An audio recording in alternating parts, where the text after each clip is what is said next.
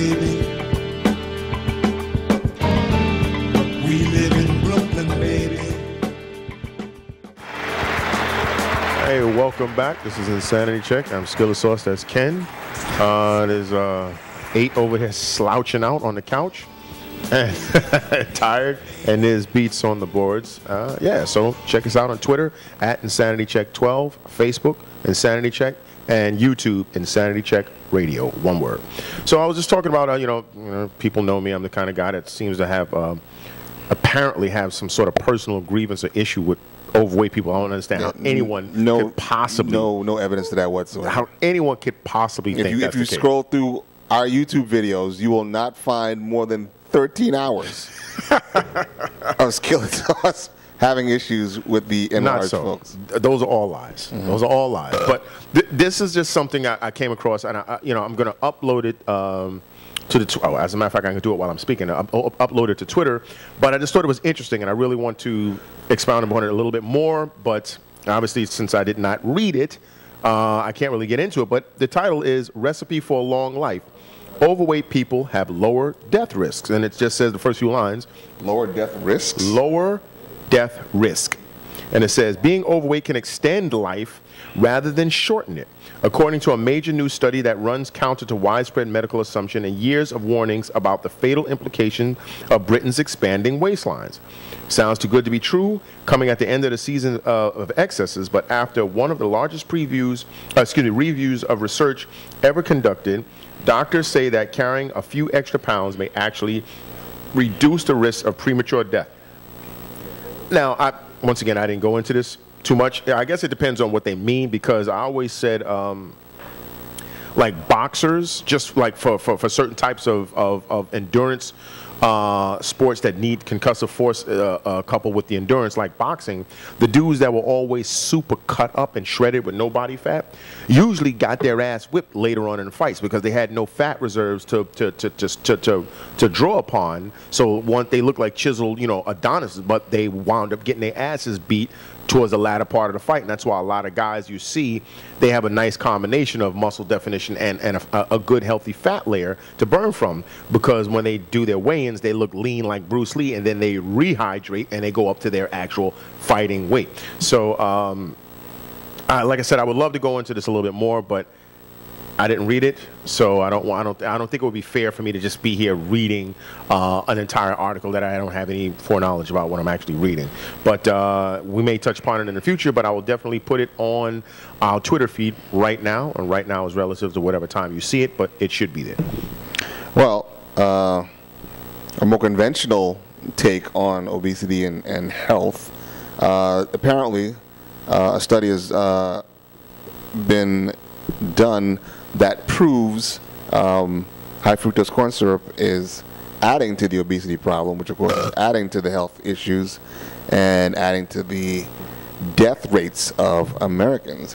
In a nutshell, they did a study where volunteers drank approximately 75 grams of 300 milliliter cherry flavored drink sweetened with 75 grams or 300 calories of fructose, as well as the same drink sweetened with the same amount of glucose. And basically, the subject showed substantial differences in their hypothalamic activity after consuming the fructose sweetened beverage versus the one sweetened with the glucose within 15 minutes. As one might expect from these results, the glucose drink alone increased the feelings of fullness reported by the volunteers, which indicates that they would be less likely to consume more calories after having something sweetened with glucose than something sweetened with fructose. And in addition to that, fructose fails to reduce the amount of circulating ghrelin, a hunger signaling hormone, as much as glucose does. So basically, in a nutshell, the high fructose corn syrup is impairing your ability for the body's natural chemicals to tell you that you're full after, let's say, one big gulp. So that's been sweetened with high fructose corn syrup. So then you're still hungry or thirsty or a combination of both, and you have another one, or the supersize, or the burgers, or whatever it is. So basically, it's a dual action effect. It's making you more hungry for more shit that's going to kill you later on. Do you think that's by design? Well, seeing as how this is all in manufactured and processed foods, processed. Do you think chances are? Yeah, you think that they have access to this research, or is this just more conspiracy theory kookery? Yeah, it's just like the fucking NFL. The NFL had no idea that head traumas and head injuries was going on in football. In fact, they were taken to court twice before they finally acquiesced and was like, "Oh shit, wow, look at all those pages of data that our billions of dollars couldn't produce."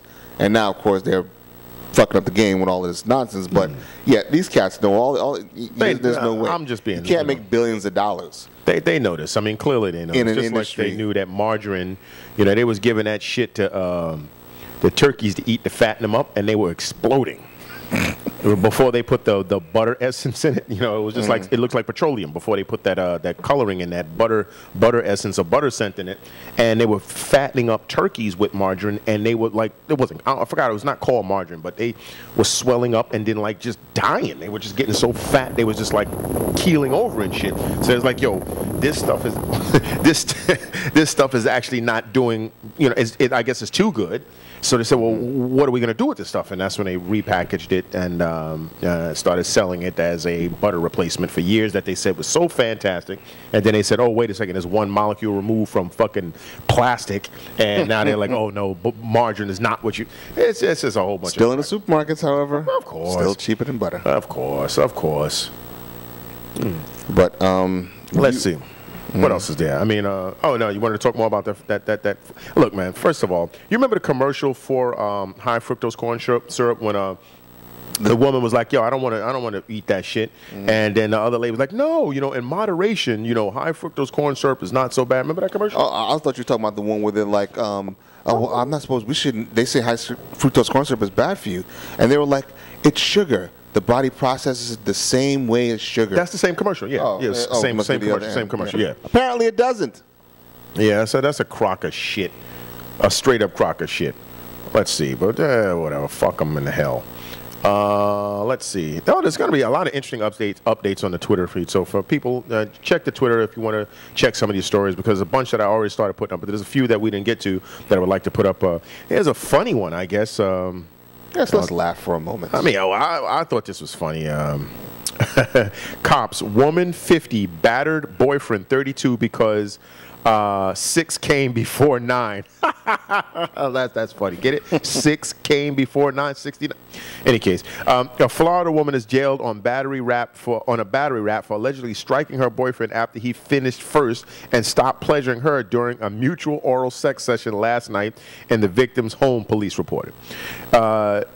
Jenny Scott, 50, was booked into the Manatee County lockup on a misdemeanor charge stemming from the 11 p.m. encounter in the Palmetto bedroom of Gilberto De Leon, 32. Scott has dated De Leon for the last 5 years on and off, according to a sheriff's report. Deputies were summoned to De Leon's home by a witness who heard the couple arguing and saw Scott. There's a picture of her that you're probably looking at right now. A picture arguing with Scott atop De Leon, punching and scratching him. She also allegedly struck De Leon with a stick and threatened to hit him with a wrench before the tool was taken from her hand by the witness. So she was going to Johnny pump wrench this dude and beat him with a stick because he nutted off first. And, let that be a lesson to you guys, man. If you're going to shortchange a woman, make sure she's not a homicidal brute, with all sorts of Acme tools and shit in the house to beat you with. Or at least do it in a, well, no, you can't even do it in a pool because she'll probably try to drown him. Yeah, it says, when questioned by a cop, Scott explained that she and De Leon were giving each other oral pleasure in the bedroom when De Leon finished first and stopped pleasuring her. She added that she became upset and they began arguing. A deputy noted that Scott said that she was also mad at De Leon because she had heard him having sex with another woman over the phone earlier in the day. Huh? Okay, you heard what I said. I'll read that line again. Okay.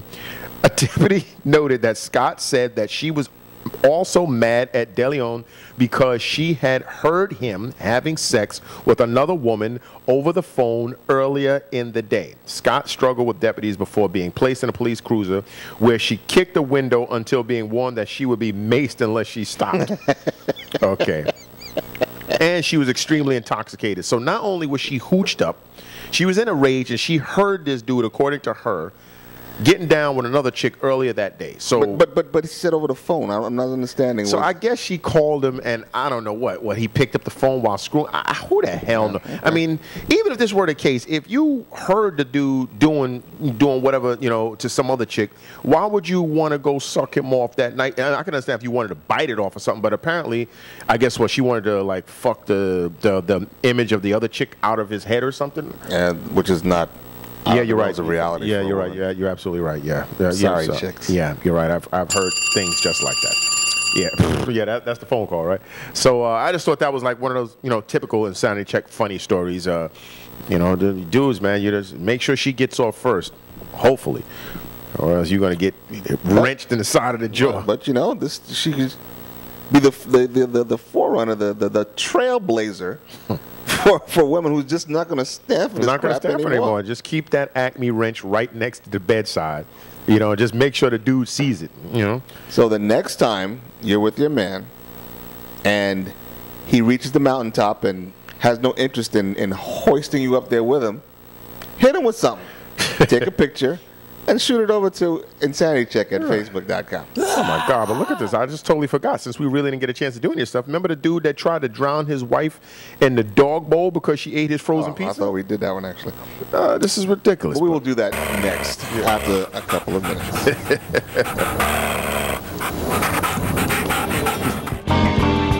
We're trying to make it, baby.